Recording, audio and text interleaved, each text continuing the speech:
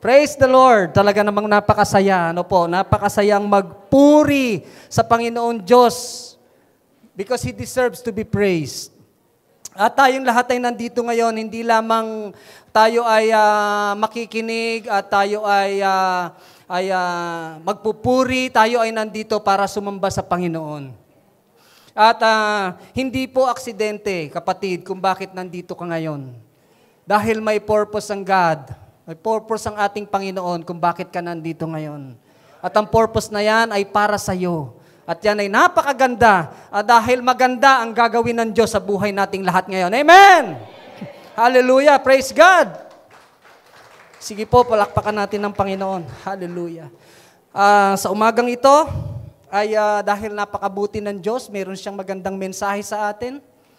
At tayo po ay nandito ngayon dahil ang mensahe ay para sa bawat isa sa atin. Pero bago po tayo dumako sa isang sa mensahe ng Panginoon Diyos ngayon sa ating lahat, ay gusto ko munang magkwento. Pwede ba? Will you allow me to tell you a short story? This is a funny story, ano? Ito po ay patungkol sa isang magkaibigan, no? Magkaibigan sila. Pangalanan natin siyang si Goryo at saka si Bruno, no? Yan, nabuhay si Bruno. Alam niya isang araw, itong si Goryo pumunta kay Bruno, no? At dinatnan niya si Bruno, iyak ng iyak. Parang dumadaan si Bruno sa isang ano ba to? Yung nadidepress si Bruno. Iyak siya ng iyak. Sabi ni Goryo, Bruno, bakit ka naman iyak ng iyak? Ngayon, sabi ni Bruno, depressed na ako, Goryo. Gusto ko nang mamatay. Ayoko na mabuhay. Sabi niya, hindi, wag mo sasabihin yan, hindi. Hindi mo ako mapipigilan, gusto ko na mamatay. Sabi ni Goryo, wag mo sasabihin yan. Alam mo ba, may maganda akong balita sa'yo? Sabi niya gano'n, meron akong, kasi ang lolo mo, pinapatawag ka. May sakit si lolo mo. Pinapasundukan niya sa akin. Kasi, ang sabi ng lolo mo, lahat ng kayamanan niya, lahat ng ari-arian daw niya, ikaw daw ang tagapagmana. Sabi ni Goryo, talaga? Alam mo, Goryo, nasabi ko lang naman yun eh. Joke lang. Sabi niya gano'n. Actually, marami pa akong pangarap sa buhay eh. Saan ba ngayon nando si Lolo? Sige, puntahan na natin. Ngayon na. No? Now, kidding aside, no? Tayo ay tao lamang. At sino sa inyo ngayon, matanong ko lang, sino sa inyo ngayon ang dumanas na ba ng depression o anxiety? Yung lubhang kalungkutan. Yung parang sa tingin mo ay wala kang kapag-asa, no? Parang gusto mo mag-solo, parang gusto mo yung mundo mo nandun na lang, nag-iisa ka, no? Dahil isip ka ng isip sa mga nangyaring hindi magandang bagay sa iyo. Alam niyo itong anxiety, no? According dyan sa isang reference na nakita ko, no? Psychologyonparade.com, sabi po dyan, anxiety is a sense of fear or dread that something terrible is going to happen. Anxiety can be general or specific to a place, social situation, or thing. Parang phobia, no po? At ito naman pong sinasabi dito, depression refers to an experience where you feel down most of the time, which is called low mood. And you have also lost interest in things usually you enjoy, no? Ito po ay isang uri ng karamdaman. Yung mga psychologists, alam to siguro, no? Alam nila to na may mga taong dumadanas talaga nito. Actually, isa po ako dyan sa nung nakaranas niya nung bata pa ako. Dahil ang family namin ay dumaan sa hindi magandang experience, no? At bilang bata ay yan po ay dala-dala ko, kaya ako po ay dumanas din ng depression nung ako ay nasa elementaries hanggang high school days ko. And salamat sa Panginoon dahil yan naman po ay aking na-overcome. Now, bakit ko po yan sinasabi? Dahil po ang ating topic for today, ang ating pong babasahin sa Biblia is somehow meron siyang kaugnayan, ano? Meron siyang kaugnayan dito sa ating babasahin ngayon. Patungkol po sa isang tao na dumanas ng depression. At tayo po ay pupunta dito po sa ating title ngayon na pinamagatan nating The Cave. Tayo pong sandali ay manalangin. Hallelujah. Dakila naming Diyos, kami po ay nagpupuri sa iyo. Kami po ay nagpapasalamat sa iyo. You are our only God. Alam namin, Panginoon, na meron kang ginagawang maganda, Panginoon, lalo na sa araw na ito. Sa bawat isa na nandito ngayon. Let your presence, let your Holy Spirit be in this place, Lord God. May your power be with us, Lord. And let your words touch us, O God. Touch lives, Panginoon. Ikaw, Panginoon, ang aming itinataas sa lugar na ito. Lord, you are doing something wonderful and great to everyone. Kaya, Panginoon, salamat sa iyong presensya. At Panginoon, bilang iyong tagapagsalita, ako'y isang lingkod mo, Panginoon, gamitin mo lamang ako as your instrument to send your message, Panginoon. Ang bawat salitang sasabihin ko, Panginoon, ay manggagaling sa iyo at hindi po sa akin. Ikaw ang makita, ikaw ang marinig, Panginoon. At ikaw, Panginoon, ang aming itataas. May you receive all the honor and glory that you deserve. This we pray in Jesus' name.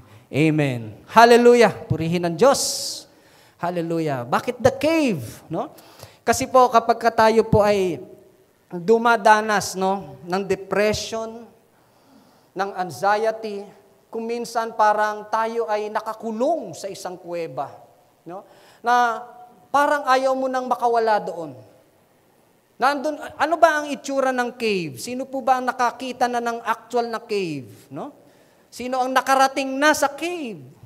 O nabuhay na sa loob ng cave? No? Ako, actually, hindi ko pa nakikita ang tunay na cave. No? Nadaanan ko lang yan nung bata pa ako. Doon sa Baguio, nakita ko yung isang cave doon na dinadayo ng mga turista. At sa internet, nakikita ko, ang cave ay isang lugar na isang parang lungga, no, sa bundok, madilim. Minsan mahirap ang hangin doon at walang tao, no? Meron siguro hayop, baka meron diyan mga bats, no, paniki, ahas, no, o gagamba. Yan ay hindi masayang lugar, no? Pag sinabing cave, yan po ay isang lonely place. At sa atin pong babasahin ngayong story ay ito po ay may kinalaman dito sa cave. Babasahin po natin ang series ng Elijah, part 3. Yan po ay nasa 1 Kings 19, verses 1 to 19. At to continue, before we continue this, gusto ko munang balikan, no, ng kaunti yung nakaraan nating series na si Elijah. Doon po na nagkaroon siya ng showdown. Ano? Kung naalala ninyo, sino nakapagsimba dito nung last time na I preached for this series? Si Elijah ay hinamon niya yung mga propeta na sumasamba kay Baal na hindi tunay na Diyos. At doon nag-showdown sila sa Mount Carmel at ipinakita ng Diyos na siya ang Diyos na tunay, buhay at makapangyarihan Diyos na dapat lamang nating sasambahin.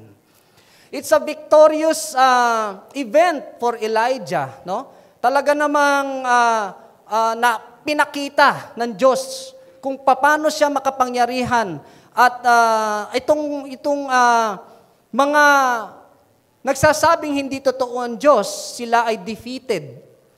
Nagwagi ang Diyos. Nagwagi si Elijah sa labanang ito. Pero bakit kaya sa babasahin natin ito, bakit kaya si Elijah parang nabaliwala sa kanya yung mga ginawa ng Panginoon? Siya ay dumanas ng matinding depression. So let us read. When Ahab got home, ito po yung si Haring Ahab, no? He told Jezebel sa kanyang misis everything Elijah had done, no? Including the way he killed all the prophets of Baal. You remember na pinapatay ni Elijah itong mga prophets of Baal na 450 false prophets. So Jezebel sent this message to Elijah. Sabi ni Jezebel, "May the God strike me and even kill me if this time tomorrow I have not killed you, just you killed them." Nagbanta, no? Itong si Reyna Jezebel kay Elijah na ikaw ay papatayin ko, katulad ng ginawa mong pagpatay dito sa mga false prophet. And Elijah was afraid. Natakot si Elijah and fled for his life. He went to Beersheba, a town in Judah, and he left his servant there. Then he went on alone into the wilderness, traveling all day. He sat down under a solitary broom tree and prayed that he might die. "I have enough, Lord," he said. "Take my life, for I am no better than my ancestors who have already died." So gusto na ni Elijah dito mamatay, no? Hinihiling niya sa Panginoon, hindi daw siya kasing galing ng kanyang mga ancestors. Dahil siya ay parang feeling niya siya ay nabigo. Why? Dahil sa kabila ng mga ginawa niya at ginawa ng Diyos na milagro, pinakita ng Diyos ang kanyang himala, feeling ni Elijah defeated pa rin siya. Dahil hindi pa rin naniwala sa kanya itong mga false prophet at lalong-lalo na itong si Jezebel. Instead na magbago ang isip ni Jezebel, instead nag-turn back siya sa Panginoon, siya ay lalo pang nagalit kay Elijah at gusto niyang ipapatay. Kaya si Elijah, para siyang frustrated sa mga nangyari sa kanya. So let us continue. Then he lay down and slept under the broom tree, but as he was sleeping, an angel touched him and told him, "Get up and eat." He looked around there beside his head, some bread baked on hot stones and a jar of water.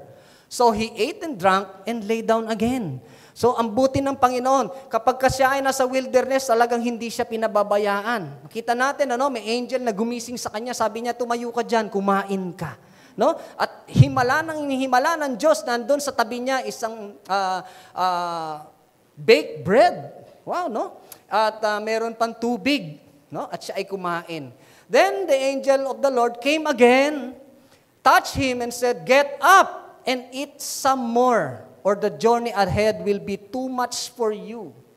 He got up and ate and drank, and the food gave him enough strength to travel 40 days and 40 nights to Mount Sinai, the mountain of God. There, he came to a cave. Ito na po, pumunta na siya sa kuweba, where he spent the night. But the Lord said to him, "What are you doing here, Elijah?" Elijah replied, "I have zealously served the Lord Almighty, but the people of Israel have broken their covenant with you, torn down your altars and killed every one of your prophets. I am the only one left, and now they are trying to kill me too." Sabi ni Lord sa kanya, "Go out and stand before me on the mountain." The Lord told him. As Elijah stood there, the Lord passed by, and a mighty windstorm hit the mountain. It was such a terrible blast that rocks were torn loose, but the Lord was not in the wind. And after the wind, there was an earthquake, but the Lord was not in the earthquake. And after the earthquake, there was a fire, but the Lord was not in the fire.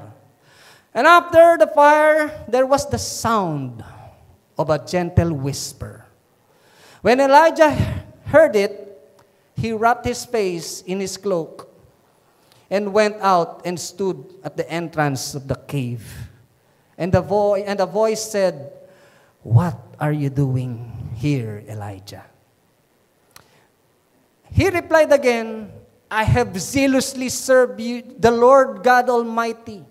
But the people of Israel have broken their covenant with you, torn down your altars, and killed every one of your prophets. And I am the only one. And now, I am the only one left. And now, they are trying to kill me too. So, the same question na tinanong sa kanan ng Diyos, the same question din ang sinagot ni Elijah. At sinasabi niya dito, na parang, sinasabi niya na, Lord, kaya ako nandito. Gusto nila akong patayin. Ako ay naging faithful sa'yo. At parang ako na lang ang natitirang faithful sa'yo. At ngayon, gusto nila akong patayin.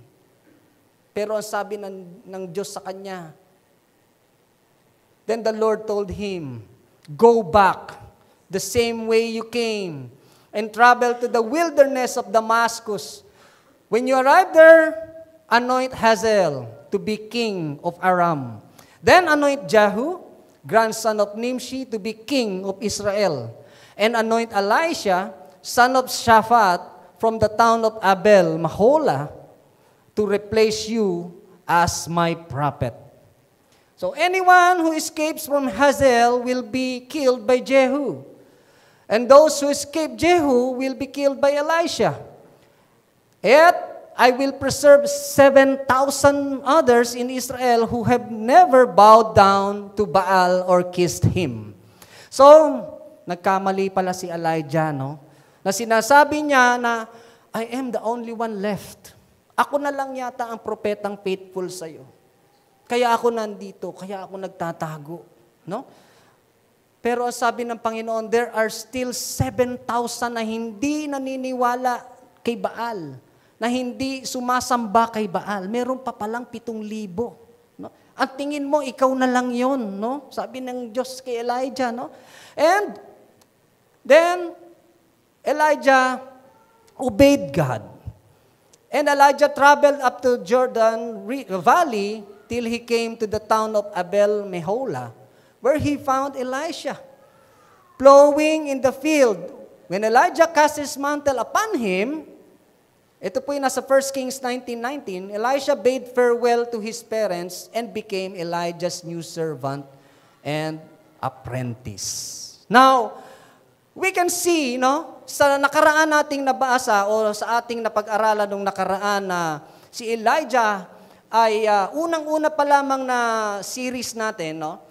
Nung si Elijah ay binantaan nitong si Queen Jezebel, ang kanyang buhay, siya ay nagpumunta na sa wilderness.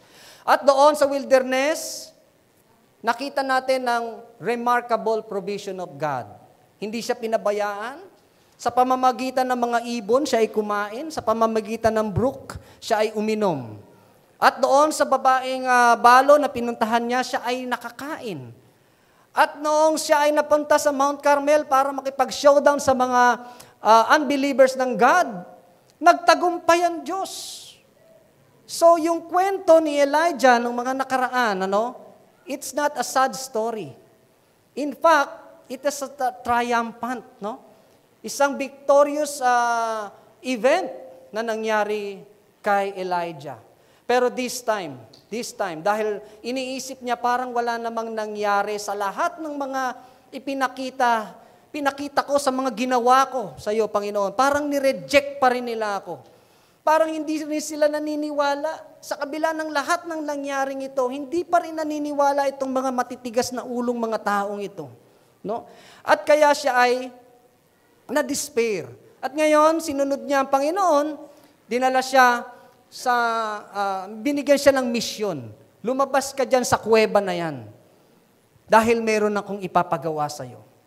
Now, sometimes tayo ay dumadating sa mga ganyang sitwasyon na parang tayo ay nawawalan ng pag-asa. Kapag tayo ay nare-reject, parang feeling natin tayo ay isolated na. At namumuhay na tayo doon sa kadiliman. No? Nandun tayo sa ating mundo na parang ikaw na lang mag-isa. Now, pagka tayo ay nakakaranas ng rejection, paano ba ang ating nararamdaman? Ano ba ang ginagawa mo? Sino na nakaranas dito ng rejections sa buhay? Yung feeling mo parang lahat ng tao ay against you. No? Yung feeling na parang kapag ikaw ang nagsasalita, parang hindi naman sila naniniwala sa'yo. At yung feeling mo, hindi ka nila gusto. Hindi ka nila love. Do you feel that sometimes na you went to a group na parang yung OP, no? Yung out of place ka. Parang hindi ka nila itinuturing na kasama nila. No? Hindi sila believe sa'yo sa madaling salita. And you cannot please them. Na kahit na ano pang ipakita mong maganda, kahit ano pa sabihin mo, kahit sa tingin mo tama yung sinasabi mo, you cannot please them. Dumaan ba tayo sa ganito? Alam nyo, kahit na tayo ay Kristiyano, kahit na ako ay pastor, alam ko hindi lahat ng tao na piplease ko. There are some people na kahit na anong preach mo, kahit na anong pangaral mo, hindi nila yon tinatanggap. And remember Jesus Christ, kung paano siya ni-reject. Si Jesus Christ, wala siyang inisip kung hindi kapakanan ng sanlibutan. Kaya siya nag-spread ng gospel, kaya siya pumarito sa mundo upang tayo ay maligtas lahat. Dahil mahal niya tayo. At dahil sa kanyang pangangaral, marami pa rin hindi naniwala sa kanya. Ni-reject siya, pinasakitan siya. Ganon ang naranasan ng Panginoon. Kaya every time na tayo ay makakaramdam ng rejection, sinasabi po dito sa ating point number 1, don't focus on your rejections. Sometimes people seem to dislike you or they don't believe in you. May mga tao talagang hindi natin kayang i-please. Ano? Sino po ba dito ang binata pa? Ako, hindi ako binata na. Sino ang binata pa dito? At nanliligaw. Nagtaas ng kamay doon, tapos sabi, binabambigla nung sinabi ko nanliligaw. No? Kapag ikaw ay nanliligaw, di ba, you want to please that girl para sagutin ka. Lahat gagawin mo. No? Magpapapogi ka, no? Poporma ka, magpapabango ka, no? Magreregalo ka, mambobola ka. Pero sometimes hindi mo pa rin ma-please, no? Hindi mo pa rin ma-please, busted ka pa rin. Aray ko, no? At minsan, gusto mo makipagkaibigan, pero hindi ka naman nila pansin. Hindi ka nila gusto eh. Hindi ka nila feel. No? Sometimes kahit sa relatives, no? Sa mga kamag-anak, minsan nakakaramdam ka ng rejection. Bakit sa ganito, paborito ni lola ko, ako hindi? Minsan ganon, di ba? Bakit kaya kahit anong sabihin ko, hindi ko sila mapaniwala? No? Pero sabi nga, don't focus on your rejections. Alam nyo kasi ang tao, iba-iba ang pag-iisip, iba't iba ang damdamin towards you. Sometimes you believe in yourself. Naniniwala ako sa aking sarili. Marami din namang naniniwala sa akin, pero maraming hindi. Di ba?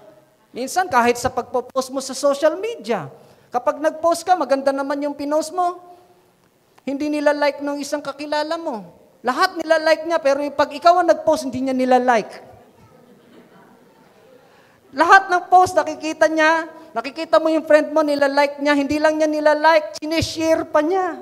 Nagko-comment pa siya. Pero pag ikaw nag-post ng isa, hindi niya pinapansin. No? Naramdaman niyo ba yun? Oo, opo. Ako, naramdaman ko rin niya madalas. Hindi ko alam kung bakit, no? Ibig sabihin lang nun, ayaw sa'yo nun. No?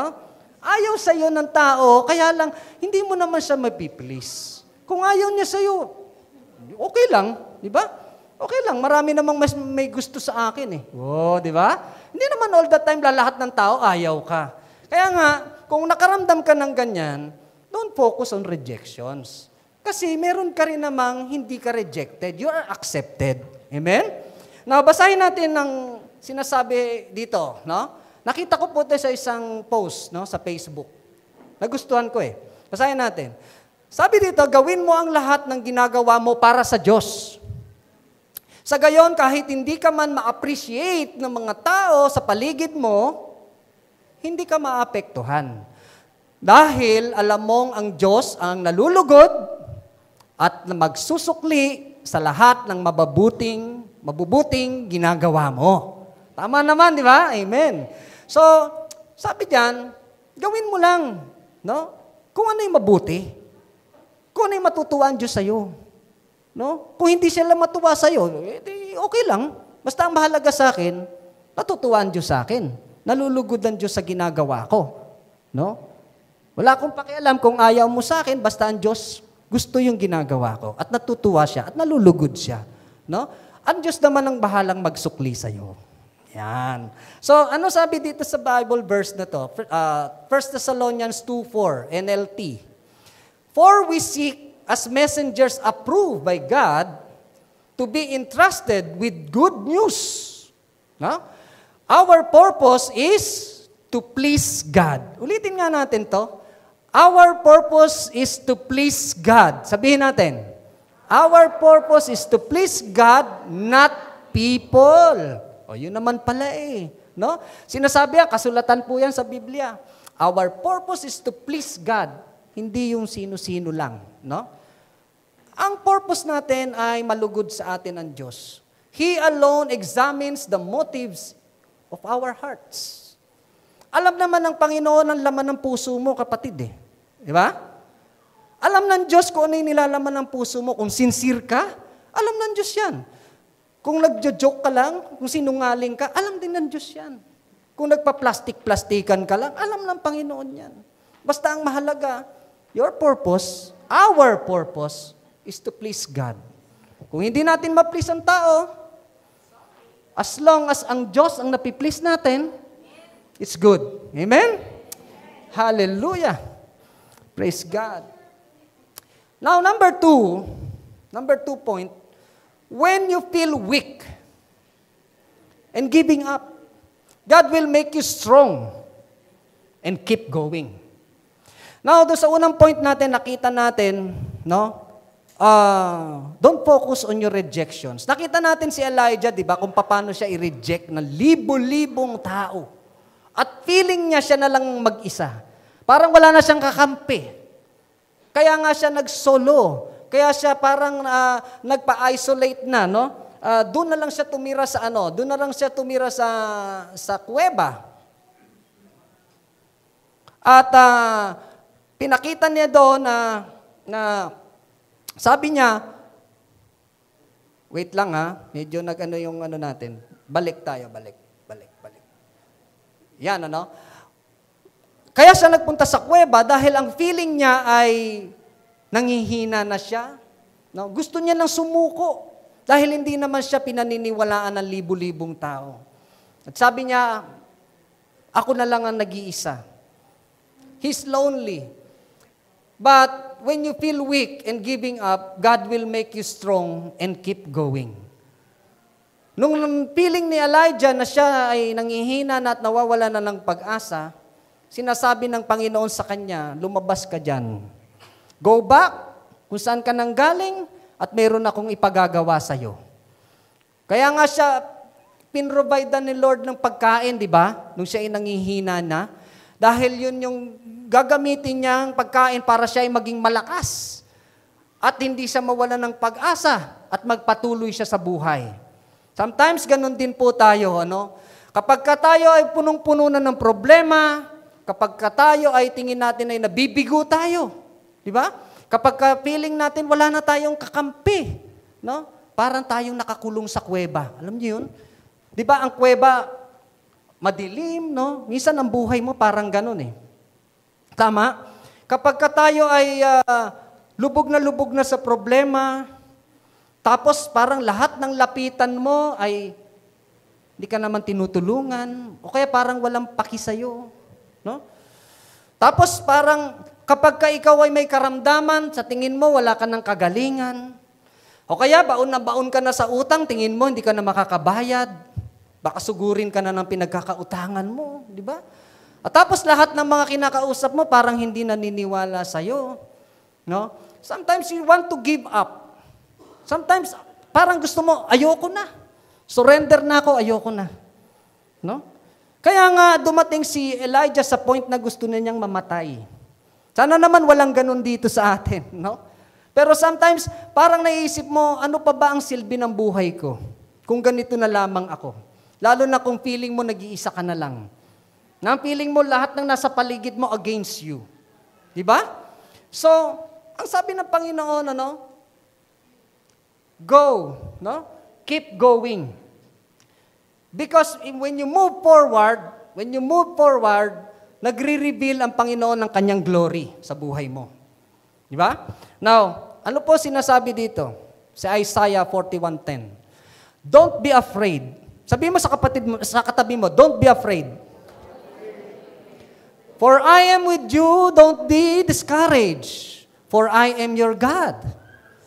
I will strengthen you and help you. I will hold you up with my victorious right hand. Bakit daw sinasabi ng Diyos na don't be afraid? Bakit sinabi ng Diyos na don't be discouraged? Because, for I am your God. Yan ngayon ang sinasabi ng Diyos sa iyo, kapatid. Sabi niya, ako ang Diyos mo. Bakit ka natatakot? Bakit ka nanghihina? Bakit ka nawawalan ng pag-asa? Diyos ako. Yan ang sinasabi ng Panginoon. Sino ba ang may kapangyarihan? Sino ang makakatulong sa iyo? Kung wala na sa tingin mong makakatulong sa iyo, Diyos ako. I am your God. He is your God. Amen? Kung siya ang Diyos, siya ang mag-strengthen sa iyo. Sabi niya, I will hold you up. Dapang-dapa ka na ba? Bagsak ka na ba? Hinang-hina ka na ba? Sabi niya, I will hold you up. Kung natumba ka, itatayo ka ng Diyos. Napakabuti ng Diyos. With His victorious right hand. Amen? So, we are just humans. Minsan talagang dumadating tayo sa point na talagang lungkot na tayo. Di ba? Punong-puno na ako. No? Minsan puno ka na ng sama ng loob. Pero nakakalimutan natin minsan, may Diyos nga pala. At kahit nasaan ka pa, may Diyos na nakatingin sa iyo. At lagi siyang handa upang ikaw ay ibangon sa pagkakadapa mo. Hallelujah. And point number 3, this is my last point. To hear God's voice, be still and listen. To hear God's voice, be still and listen. You see, nung si Elijah ay nasa kuweba, sabi dyan sa 1 Kings 19:12, and after the earthquake, there was a fire. But the Lord was not in the fire. And after the fire, there was the sound of a gentle whisper. Noong lumindol, humangin, biniyak ang mga bato, maingay yun, di ba? Na-shake, lumindol, na-shake si Elijah, na-shake yung bundok. Hindi niya maramdaman ng Diyos doon. Tapos, umapoy. Nagbabaga, nag-flaming, no? Fire. Pero hindi niya naramdaman ng Diyos doon. Pero naramdaman niya nung katahimikan na. Gentle whisper. Nagsalita ang Panginoon sa kanya. Now, what symbolizes this? Minsan, para tayong nililindol. Tama? Minsan, para kang nililiglig. Minsan, parang merong napaka-laking storm sa buhay mo na kaya kang gibain. Minsan, bakit sinasabi mo, Lord, nasaan ka? Minsan, inaapoy ka na. Para ka nang sinusunog. Sa problema, sa sakit ng loob, sa karamdaman. Pero para sinasabi mo, Lord, nasaan ka? Nasaan ka sa mga oras ng kaguluhang ito sa buhay ko? Pero listen to this. Why not try to have an intimate solemn, quiet moment with God. Tumahimik ka lang. Be still. Maririnig mong magsasalita ang Panginoon sa'yo. Sometimes, hindi mo kailangang ikaw ang nagsasalita sa Diyos. Hayaan mong siya ang mangusap sa'yo. Kasi kung minsan merong gustong sabihin ng Diyos sa'yo, hindi ka lang handang makinig sa Kanya. Dahil mas nakapokus ka doon sa lindol, sa storm in life, sa kaguluhan, sa problema, sa away, sa malalaking dagok sa buhay, doon ka nakafocus. Pero why not focus on God? No? Why not seek Him in the stillness? Kapag ka-calm, no? Mararamdaman mo, kapatid, nagsasalita ang Diyos sa'yo. Amen? May sinasabi ang Diyos sa'yo. Amen? Praise God. Praise God for His words. Dahil sinasabi ng Diyos sa'yo ngayon, kapatid, hindi ko alam kung ano ang pinagdadaanan ng bawat isa sa inyo. Pero maaring sa mga sandaling ito, kinakausap ko ng Panginoon. Hindi ko alam kung ano ang kuweba mo ngayon, kung nasaan ka. Kung anong kadiliman niyang nandun ka ngayon. Pero sinasabi ng Diyos sa iyo ngayon, get out of that cave. Makinig ka sa akin naman, anak. Makinig ka sa akin. Listen to me. Kasi minsan, minamahal mo na yung sitwasyon mo. No? Ayaw mo dyan, pero gusto mong manatili dyan. Pero sinasabi ng Panginoon sa'yo, lumabas ka dyan, go forward. Go forward. Sabi nga na Pastor Dan doon sa isang preaching niya, padayon. Magpatuloy ka lang. Di ba? Magpatuloy ka lang. Kasama mo naman ako eh. Yan ang sinasabi ng Panginoon. God speaks in a still and small voice. So you can't hear Him in the whirlwind and chaotic life. Sa kaguluhan, kung minsan hindi natin maramdaman na nangungusap sa atin ng Diyos. Amen?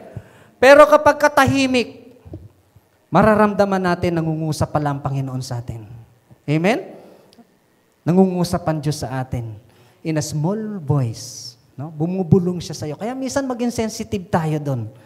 Now, you become isolated and fall into bondage. If you choose to stay in your cave, you will die there. You will die there. Gusto ni Lord, alisin ka dyan, no? Sa sitwasyon mo. Sinasabi ni Lord sa'yo, umalis ka dyan.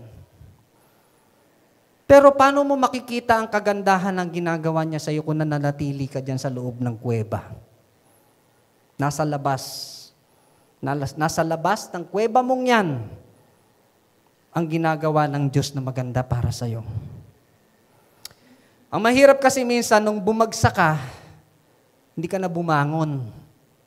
No? Nung bumagsak ka, hindi ka na bumangon, parang yung puso mo, parang lagi na lang umiiyak. Lord, no? Lagi ka na lang umiiyak. Ang sabi ng Diyos sa iyo, huwag ka lang umiyak, kapatid. Huwag ka lang umiyak, anak. Huwag ka lang umiyak. You move forward. Lumakad ka. Umabante ka. Huwag kang magsumiksik dyan. Sa kalagayan mong yan. Ako ang aalalay sa iyo. But God wants to set you free. Gusto ng Panginoon, lumaya ka. He is calling you out. He is calling you out. Kung saan ka nandun ngayon, yung mga problema mo, nandiyan ka, nagkukulong ka dyan, nagmumukmuk ka dyan. Sabi ng Panginoon, lumabas ka dyan. Tinatawag kita, lumabas ka dyan. At kapag ikaw ay natatakot, ito po ang ating tandaan. Psalm 56:3. When I am afraid, I put my trust in you. Pwede bang ulitin natin tong psalm na to? When I am afraid, I put my trust in you, God. Hallelujah. Hallelujah. So, kapag pala tayo ay natatakot, kapag tayo ay dumadaan sa anxiety, nandun ka na, nadidepress ka ng masyado. May sinasabi ang Panginoon, put your trust in me. Put your trust in God. No?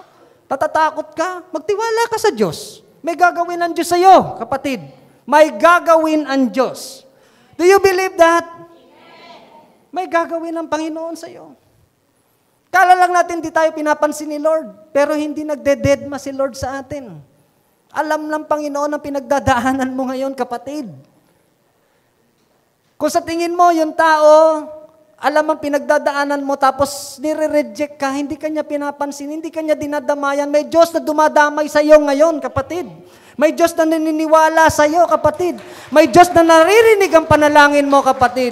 At may Diyos na magbibigay ng pangangailangan mo, kapatid. God is our remarkable provider. God is our refuge. Siya lamang ang nakakaunawa sa atin. Siya lamang ang ating tagapagligtas at tagapagtanggol na hindi kayang tumbasan ni numan. Hallelujah. Remember, no matter where you are in life, no matter where you are in life, kung saan ka man nandun ngayon sa buhay mong yan, God is always there waiting with open arms. Gusto ba natin yun? Na kahit ano palang kalalagayan mo sa buhay, bukas na bukas ang arms ng God in welcoming you. Lapit lang tayo sa Panginoon. Kung minsan kasi hindi lang natin naiisip yon na meron nga palang Diyos akong kaya, dapat kong takbuhan. Na kailanman hindi ako re-rejectin. Na laging nakahanda na tulungan ako. Na laging nakahandang yakapin ako kung hindi ako nakakaramdam ng pagmamahal ng iba. Ang Diyos nagmamahal sa akin. Laging saklolo sa lahat ng sandali. Sinasabi ng Diyos sa atin to ngayon, sa bawat isa sa inyo, sa bawat isa sa atin, stay strong. Manatili kang malakas, have faith, and always seek His guidance. Yan po ang nagkulang kay Elijah. Nung siya ay nabigo, feeling niya bigo siya. Nagdesisyon siya na mamundok nang hindi niya sinisik ang guidance ni Lord. Nagmukmuk siya doon sa kuweba nang hindi siya tumawag muna sa Diyos, Lord, nanganganib ang buhay ko, ano gagawin ko? Tulungan mo ako. Sana hindi tayo maging katulad ni Elijah doon sa eksena na yon. Na kapag tayo dumanas ng depression, na kapag tayo dumanas ng rejection, magdi-decide na tayo sa sarili natin without seeking God's guidance. Ang gusto ng Panginoon, lagi tayo nakatakbo sa Kanya. Ang gusto ng Panginoon, lagi tayo nakatawag sa Kanya, nakakonsulta sa Kanya. Sa lahat ng magiging desisyon natin sa buhay, anuman niyang pinagdadaanan mo, ikonsulta mo yan sa Diyos, kapatid. And He will listen to you. He will listen to you and will talk to you in a small voice. Katulad ng ginawa ng Panginoon kay Elijah. At sa mga sandaling ito, kung anuman ang meron ka ngayon dyan, sa puso mo, hindi ko alam kung ano mga pinagdadaanan ng bawat isa sa atin. Pero alam ng Diyos yan, kapatid. Alam ng Diyos yan. Itiwala mo sa Panginoon yan. Idulog mo sa Kanya yan. Kung you feel like people are rejecting you, God will not reject you. You're always welcome to God. Didinggin niya mga panalangin mo. Lumabas ka sa kuweba mo, kapatid. Because God is calling you. Gusto niya, lumapit ka sa Kanya at magtiwala ka. Put your trust in God. Pwede po ba tumayo tayong lahat? Hallelujah. And as we sing this song, I want you to think, no? Isipin natin kung ano yung mga nagpapabigat sa ating buhay ngayon. Kung ano yung nagpapabigat sa ating mga puso. Kung ano yung mga pinagdadaanan natin ngayon na parang sa tingin mo ay hindi ka na makawala dyan. Hindi ka makalabas dyan. Para kang nasa isang cave na malungkot, madilim, walang kasama, no? Malamig, walang hangin. Pero ang Diyos ngayon tinatawag ka, kapatid. He is calling you. As we sing this song, I invite everyone to come to God, to present your life to God, to surrender everything to God. Ano man yung mga meron ka ngayon, kapatid, taas mo sa Diyos yan. Bigay mo sa Diyos yan. Lapit ka sa Kanya. Itawag mo yan sa ngalan ni Jesus. Tandaan mo. Tandaan mo ito, kapatid, hindi laging bagsak ang buhay. Hindi laging kulang ang buhay. Baka hindi mo lang ito inalalapit sa Panginoon. He wants you to come to Him, trust Him, believe Him, talk to Him. Kailangan mo ang Diyos, kapatid. Kailangan nating lahat ang Panginoon. Giving is part of worshiping. To all who desire to give, you may give your tithes and offering through online bank transaction. Details are provided below.